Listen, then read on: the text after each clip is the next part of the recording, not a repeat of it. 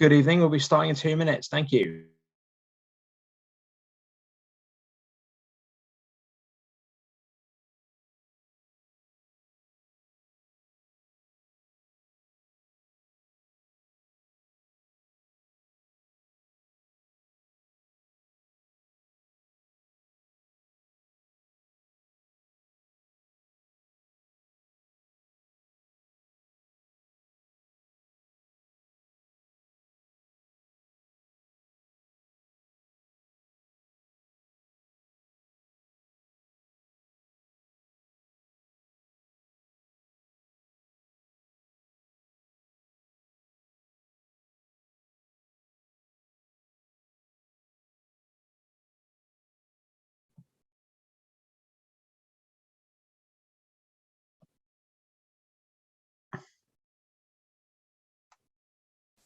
Hello, good evening. We'll be starting the rally in a few seconds, but as per all National Education Union calls, we have a number of accessibility features that are available to you. At the bottom of the screen, you'll see a button that says closed captions. If you press that button, you'll be able to turn on subtitles and also download a transcript of this call. We also have Sam and Claire providing BSL interpretation services this evening for those who need it. And we have a team of staff behind the scenes who are assisting. So if you have any questions, just place in the chat. But please also do be aware that this is being live streamed on all National Education Union social media channels. So please do be aware of that. I'm now going to hand Amanda. Thank you. Good evening, everyone, and as Mike had said, welcome and thank you for joining us at our Maintain Nursery and Early Years Funding Rally Zoom webinar this evening. This is a joint rally and it's bringing together Unison, Early Education, NHT, NEU, as well as MPs, political parties and many community groups. It's the end of a very long term for many of us, still a few weeks to go, the end of a very long week, Friday tomorrow. So I'm really pleased that so many of you could join us this evening. And I hope that you get a lot out of this evening's webinar. My name is Amanda Martin and I am the past president of the National Education Union and I will be chairing this meeting this evening. We've got an absolutely fantastic lineup of speakers in the next hour. But before I start, I do need to do a little bit of housekeeping. So firstly, this has been recording and going out live, and we will have posted a behaviour code into the chat function. However, it's a webinar. You won't see yourselves on here, but you will be able to join in the chat. And we hope that you will be able to raise questions, raise things that you are doing and tell us what you've been up to, and looking at the hashtags that we're going to post in the chat, be able to use those on social media, not only this evening, but across the next few weeks and into the autumn term. I want to say a huge thank you to the technical team and behind the scenes, Jacinta, John, Ken, Matthew, Mike, and Usman this evening, and also a repeat thank you to the amazing signers, Sam and Claire. So what is tonight all about? Well, really, the purpose of this evening is to relaunch the Save Our Maintain Nurseries and Early Years Funding campaign ahead of the Comprehensive Spending Review, which will be in autumn. You'd expect as educators, we have an overview. So not only do we know about the purpose, but the aims. So the aim today is to build support and to mobilise the massive pressure for people to turn up at a real person rally in Downing Street ahead of the Comprehensive Spending Review, and to really put pressure on the Chancellor and the Treasury to ensure long-term funding and settlements for maintain nursery schools and early years, and to make sure that what this government have said, no child left behind, they actually put their money where their mouth is when it comes to maintain nursery sector and our early years education.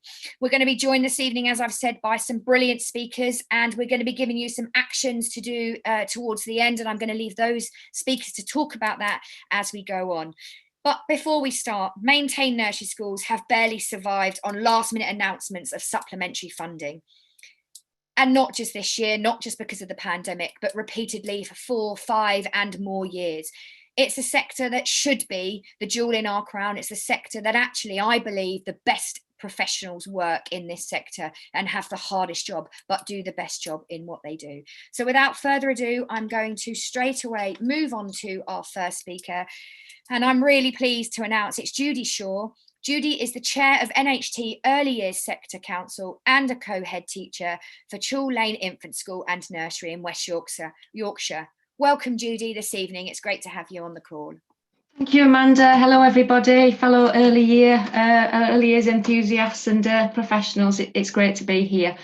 I first shared a platform with Beatrice Merrick and Jack Dromey to start shouting about the maintained nursery school sector back in 2016, and I can hardly believe that we're still here. It's 5 years later, and we're still calling for a secure funding commitment for these schools. We've used our collective voices over those years to say over and over again, maintained nursery schools set the standard for the EY sector, and they've set the bar high. They're centres of excellence, often working in deprived communities, offering unparalleled support to families. They sit at the very heart of the communities that face increasing challenges, including a desperate lack of supporting services to turn to. Every family in every community should have access to support and advice and the highest quality early years education, and that's what's under threat. If you take a definition of community, any definition really, it boils down to a group of people sharing common interests, attitudes and responsibilities, and how a community is built and how are they sustained. So the very first connections between families in a neighbourhood, they come at the nursery school gates. Strong relationships that often last a lifetime, intergenerational relationships, early support and intervention that raises expectation, engagement and chances of success in later life. And the common ground they share, what could be more important? Their children, family life, the place they live, the quality of life, their futures. It's communities growing outwards from the schools. But many communities have had their hearts torn out over the course of many decades. The places where families historically met together, worked, found advice and socialised, they've disappeared forever. And unless we act, our maintained nursery schools, the first point of contact for families, will disappear too. That open, friendly, warm, accessible, welcoming point of contact gone. And then what will happen? We know that strong, thriving communities care and provide for their own. There's trust, there's support, there's hope, and there's less opportunity for malign forces that would bring disengagement and despair. To those who say that maintained nursery schools are not viable, I'm going to say that they're vital. We know that early years education is the critical point for intervention to improve the life chances of children from disadvantaged backgrounds, but, and this is key, but it's the quality of that provision that makes all the difference in whether the intervention is successful.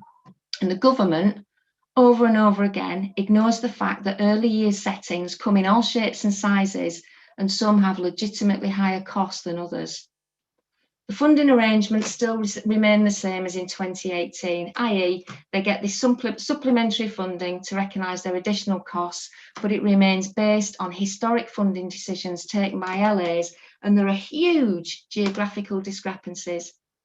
Even with this supplementary funding, we know that many are struggling to survive, so it's clearly not working for all. We've seen further closures since 2018, and now they've got the COVID costs to deal with pretty much no financial support at all. Government continues to just extend the supplementary funding each year, but it's inadequate, and it gives maintained nursery schools no long-term security whatsoever.